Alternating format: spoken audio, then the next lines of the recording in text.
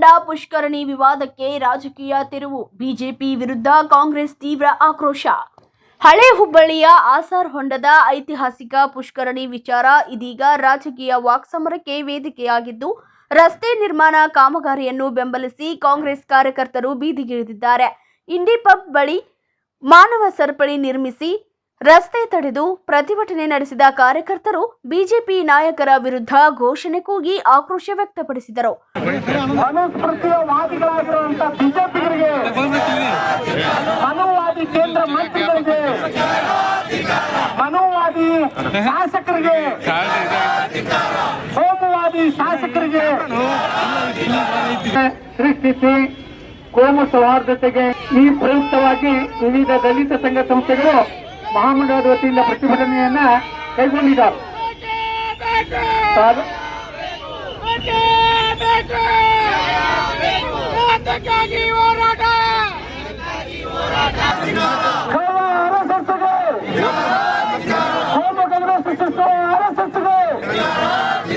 BJP ನಾಯಕರಿಗೆ, ರಸ್ತೆ ಪನ್ನ ದೋಷಿಗೆ, ಹೋಮವಾದಿ mesh ತೆಂಗಿನಕಾಯಿಗೆ, Arvind ಹುಬ್ಬಳ್ಳಿಯ ಶಾಂತಿಯನ್ನು ಕದಡುವಂತ ಕೆಲಸ ಇವತ್ತು ಮಾಡಿ ತೊಡಗಿದೆ. ವಿಶೇಷವಾಗಿ ಹುಬ್ಬಳ್ಳಿಯ ಶಾಂತಿ ಭಗ್ನ ಮಾಡುವ ಮುಖಾಂತರ ರಾಜ್ಯದಲ್ಲಿ ಅಧಿಕಾರಕ್ಕೆ ಬರ್ಬೇಕನ್ನುವಂತ ಹುನ್ನಾರ ಭಾರತೀಯ ಜನತಾ ಪಾರ್ಟಿದಾಗಿದೆ. ಹುಬ್ಬಳ್ಳಿಯನ್ನ ಅವರು ಕೆಮಿಸ್ಟ್ರಿ ಲ್ಯಾಬ್ ತರ ಟೆಸ್ಟ್ ಟ್ಯೂಬ್ ಬೇಬಿ ತರ ಉಪಯೋಗಿಸ್ಕೊಂಡು ಇಲ್ಲಿ ಬೆಂಕಿ ಹಚ್ಚಿ ರಾಜ್ಯದ ತುಂಬಾ ಕೋಮು ಗಲಭೆ ಸೃಷ್ಟಿ ಮಾಡಿ ಇಡೀ ರಾಜ್ಯದ ಲಾ ಅಂಡ್ ಆರ್ಡರ್ ಬ್ರೀಚ್ ಮಾಡುವಂತ ಉದ್ದೇಶ ಭಾರತೀಯ ಜನತಾ ಪಾರ್ಟಿ ಹೊಂದಿದೆ. ಈ ಹಿಂದೆ ಜಗದೀಶ್ ಶೆಟ್ಟರು ಈ ಭಾಗದ ಶಾಸಕರಿದ್ದಾಗ ಅವರ ಅನುದಾನದಲ್ಲಿ ಅದೇ ಭಾಗದಲ್ಲಿ ಅಭಿವೃದ್ಧಿ ಕಾರ್ಯ ಮಾಡಿದ್ದಾರೆ. ಹಿಂದೆ ಪಾಂಡುರಂಗ್ ಪಾಟೀಲ್ ಅನ್ನೋರು ಭಾರತೀಯ ಜನತಾ ಪಾರ್ಟಿಯಿಂದ ಈ ವಾರ್ಡ್ ನಲ್ಲಿ ಪಾಲಿಕೆ ಸದಸ್ಯರಾಗಿ ಆಯ್ಕೆಯಾದಾಗ ಅವರ ಅನುದಾನದಿಂದನೂ ಕೂಡ ಆ ರಸ್ತೆಯಲ್ಲಿ ಯುಜಿಡಿ ಕಾಮಗಾರಿಯಾಗಿದೆ. ಇವತ್ತು ಕಾಂಗ್ರೆಸ್ ಪಕ್ಷ ಅಭಿವೃದ್ಧಿ ಮಾಡ್ತಾ ಇದೆ ಅಂದಾಗ ಅವ್ರಿಗೆ ಪುಷ್ಕರಣಿ ನೆನಪು ಬರ್ತಾ ಇದೆ. ಆರ್ಕಿಯಾಲಜಿ ಡಿಪಾರ್ಟ್ಮೆಂಟ್ ಅಲ್ಲಿ ಯಾವುದೇ ಪುಷ್ಕರಣಿ ಇರ್ಲಿಲ್ಲ ಅಂತ ಹೇಳಿ 2023 ಮಹಾನಗರ ಪಾಲಿಕೆಗೆ ಲಿಖಿತ ಸ್ವರೂಪವಾಗಿ ಒಂದು ಡಾಕ್ಯುಮೆಂಟ್ ಕರೆಸ್ಪಾಂಡೆನ್ಸ್ ಆಗಿದೆ. ಇವತ್ತು ಒಟ್ಟಾರೆ ಚುನಾವಣೆ ಹತ್ರ ಬರ್ಬೇಕಾದ್ರೆ ಹುಬ್ಬಳ್ಳಿನ ಅವ್ರು ಉಪಯೋಗಿಸ್ಕೊಂಡು ಅಧಿಕಾರಕ್ಕೆ ಬರುವಂತ ಭ್ರಮೆಯಲ್ಲಿ ಭಾರತೀಯ ಜನತಾ ಪಾರ್ಟಿ ಇದ್ರೆ ಅವ್ರಿಗೆ ಅವರ ಸೋಲಿನ ಭೀತಿ ಕಾಣ್ತಾ ಇದೆ. ಹುಬ್ಬಳ್ಳಿಯನ್ನು ಉಪಯೋಗಿಸ್ಕೊಂಡು ಅವರು ಶಾಂತಿ ಭಗ್ನ ಮಾಡುವಂತ ಪ್ರಯತ್ನ ಮಾಡ್ತಾ ಇದ್ದಾರೆ. ಇವತ್ತು ನಾವು ಸಾಂಕೇತಿಕವಾಗಿ ಹೋರಾಟ ಮಾಡಿ ಅವ್ರಿಗೆ ಎಚ್ಚರಿಕೆ ಗಂಟೆನ ಕೊಡ್ತಾ ಇದೀವಿ. ಈ ರೀತಿ ಮಾಡ್ಕೊಂಡು ಹುಬ್ಬಳ್ಳಿಯನ್ನ ಬಲಿಪಶು ಮಾಡಬೇಡ್ರಿ. ಹುಬ್ಬಳ್ಳಿಯನ್ನ ನಾವು ವಾಣಿಜ್ಯ ನಗರಿ ಅಂತ ಕರಿತೀವಿ. ಉತ್ತರ ಕರ್ನಾಟಕದ ಎಲ್ಲಾ ಜಿಲ್ಲೆಗಳು ವಾಣಿಜ್ಯಕ್ಕೆ ಹುಬ್ಬಳ್ಳಿಯ ಮೇಲೆ ಅವಲಂಬಿತರಾಗಿದ್ದಾರೆ. ಇಲ್ಲಿ 1 ದಿನ ಬಂದು 2 ದಿನ ಬಂದು ಕರ್ಫ್ಯೂ ಆತಂತಂದ್ರೆ ನೇರವಾಗಿ ರಾಜ್ಯದ GDPಗೆ ಹುಬ್ಬಳ್ಳಿಯ ವ್ಯಾಪಾರಕ್ಕೆ ಹೊಡ್ತಾ ಬೀಳುತ್ತೆ. ಈ ರೀತಿ ಕೆಲಸ ನೀವು ಮಾಡ್ಬೇಡ್ರಿ. ಇಂದು ಉಮಾಭಾರತಿನ ಕರ್ಕೊಂಡ್ಬಂದು ನೀವು ಏನ್ ಮಾಡಿದ್ರಿ ನಾವೆಲ್ಲ ಸಾಕ್ಷಿದೀವಿ. ಅಶೋಕ್ ಸಿಂಗಲಾನ್ ಕರ್ಕೊಂಡ್ಬಂದು ಏನ್ ಮಾಡಿದ್ರಿ ನಾವು ಸಾಕ್ಷಿದೀವಿ. ಇವತ್ತು ಪ್ರಮೋದ್ ಮುತಾಲಿಕ್ ಮಹೇಶ್ ಟೆಂಕನ್ ಬಿಟ್ಟು ಏನ್ ಮಾಡತ್ರಿ ಅದಕ್ಕೆ ನೀವೆಲ್ಲರೂ ನೋಡಿದೀವಿ. ನಮ್ದು ಒಂದೇ ಆಗ್ರಹ, ಪ್ರಮೋದ್ ಮುತಾಲಿಕ್ರನ್ನ ಈ ಕರ್ನಾಟಕದಿಂದ ಅವ್ರನ್ನ ಗಡಿಪಾರ್ ಮಾಡ್ಬೇಕು. ವಿಶೇಷವಾಗಿ ಧಾರವಾಡದಲ್ಲಂತೂ ಅವ್ರನ್ನ ಕರೆಸಲೇಬಾರದು. ಈ ಅಭಿವೃದ್ಧಿಯನ್ನ ವಿರೋಧ ಮಾಡ್ತಿರುವಂತ ಪ್ರಹ್ಲಾದ್ ಜೋಶಿ ಅವರು, ಮಹೇಶ್ ಟೆಂಕೆಯವರು, ಅರವಿಂದ್ ಬೆಲ್ಲದವರು ಮತ್ತು ಅವ್ರ ಜೊತೆ ಇರುವಂತ ಪಾಲಿಕೆ ಸದಸ್ಯರು ನೈತಿಕ ಹೊಣೆ ಹೊತ್ತು ರಾಜೀನಾಮೆ ಕೊಡ್ಬೇಕು. ಎಲ್ರಿಗೂ ಗೊತ್ತಿರೋ ಹಾಗೆ ಆಸಾರ ಓಣಿಯಲ್ಲಿ ಒಂದು ಭವಾನಿ ಶಂಕರ ದೇವಾಲಯಕ್ಕೆ ಸಂಬಂಧಪಟ್ಟಂತ ಪುಷ್ಕರಣಿ ಇತ್ತು ಅಂತಂದು ಹೇಳಿ ಕೆಲವು ಕೋಮುವಾದಿಗಳು ಮತಾಂಧರು ಕೆಲವು ದಿನಗಳಿಂದ ಏನ್ ಮಾಡ್ತಾ ಇದ್ದಾರೆ ಅಂತಂದ್ರೆ ಆ ಪುಷ್ಕರಣಿ ಚಲೋ, ಪುಷ್ಕರಣಿ ಸಂರಕ್ಷಣಾ ಸಮಿತಿ ಅಂತ ಹೇಳ್ತಾ ಇದ್ದಾರೆ. ಅದನ್ನ ಹೇಳೋದರ ಮೂಲಕ ಅವ್ರು ಏನ್ ಮಾಡ್ತಾ ಇದ್ದಾರೆ, ಈ ಭಾಗದ ಶಾಂತಿಯನ್ನ ಕದಡಿ ಅಶಾಂತಿಯನ್ನ ಹುಟ್ಟು ಹಾಕುವಂತ ಕೆಲಸವನ್ನ ಮಾಡ್ತಾ ಇದ್ದಾರೆ.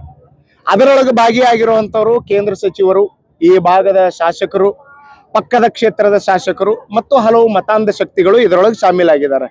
ನಾನು ಅವರಲ್ಲಿ ಹಲವಾರು ಪ್ರಶ್ನೆಗಳನ್ನ ಈಗಾಗಲೇ ಮಾಡಿದ್ದೇವೆ. ನಾನು ಮತ್ತೊಮ್ಮೆ ಅವರಿಗೆ ಪ್ರಶ್ನೆಯನ್ನ ಮಾಡಬಯಸ್ತೇನೆ.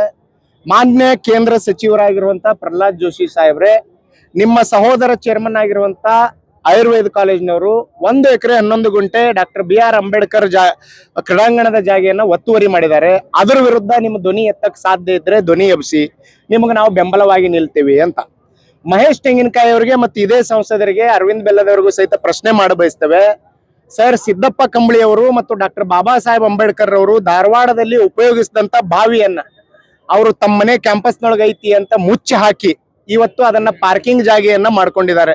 ಅದನ್ನ ಸಂರಕ್ಷಿಸುವಂತ ಕೆಲಸ ನಿಮ್ಮ 3ರಿಂದ ಸಾಧ್ಯ ಐತಿ ಅಂತಂದ್ರೆ ನಿಮಗೆ ನಾವು ಬೆಂಬಲವಾಗಿ ನಿಲ್ತೇವೆ ಅನ್ನುವಂತ ಮಾತನ್ನ ಈ ಸಂದರ್ಭದಲ್ಲಿ ಹೇಳಬಯಸ್ತೇನೆ.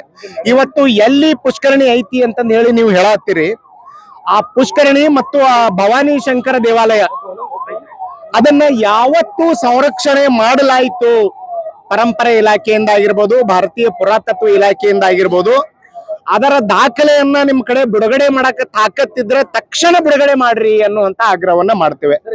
ಇವತ್ತಿನವರೆಗೂ ಸಹಿತ ಯಾವುದೇ ಪುರಾತತ್ವ ಇಲಾಖೆಯಿಂದ ಸಂರಕ್ಷಣೆ ಮಾಡಲಾದಂತ ದೇವಾಲಯಕ್ಕೆ ಸಂಬಂಧಪಟ್ಟಂತ ಗೆಜೆಟಿಯರು ಇವತ್ತೂ ಸಹಿತ ಇಲ್ಲಿ ಬಿಡುಗಡೆ ಮಾಡುವಂತದ್ದನ್ನ ಅವರು ಮಾಡಿಲ್ಲ.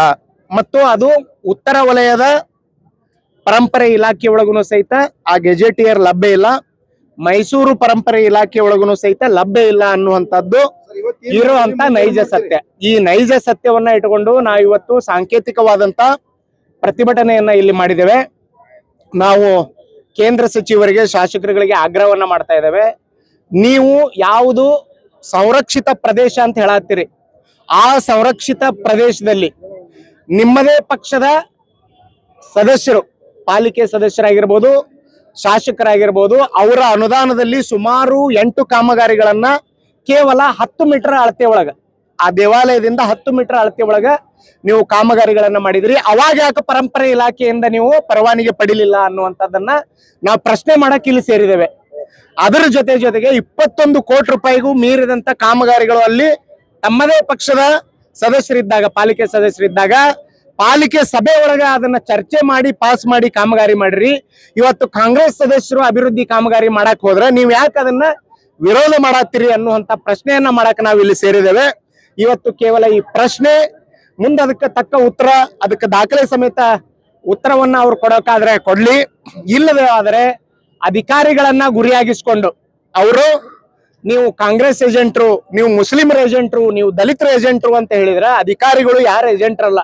ಅವ್ರಿಗೆ ಕಾನೂನುಬದ್ಧವಾದಂತ ಕೆಲಸವನ್ನ ಮಾಡಕ್ಕೆ ಅಡ್ಡಿಪಡಿಸಿದ್ರೆ ನಾವು ಅವರ ವಿರುದ್ಧ ತೀವ್ರವಾದಂತ ಬೀದಿ ಹೋರಾಟವನ್ನ ಮಾಡ್ತೇವೆ, ಕಾನೂನು ಹೋರಾಟವನ್ನ ಮಾಡ್ತೇವೆ.